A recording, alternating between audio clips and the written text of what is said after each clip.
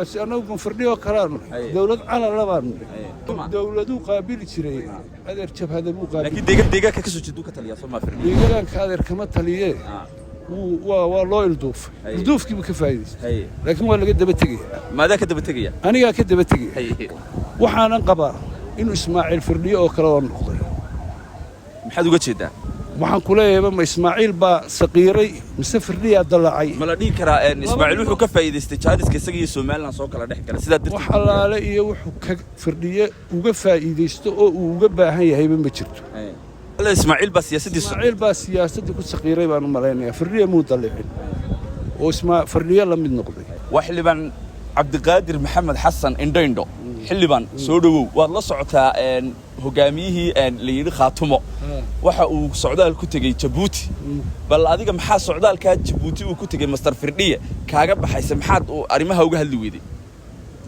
de horta waan ka hadli lahaa adigoo kalaan helinba haye socdaalkaana anigu waan yaabanahay oo waxaan leeyahay Ismaaciil weyn buu haayo hoonka u taliya ma Ismaaciil baa Firdhiye oo kala noqday mise Firdhiya dalacay oo noqday Ismaaciil oo kale arrintaasaan kala garan lahayaa anigu waxaan qabaa inuu Ismaaciil Firdhiye oo kale noqday maxaad uga jeedaa waxaan uga jeedaa de waxay ahaayeen cirka iyo dhulka oo kale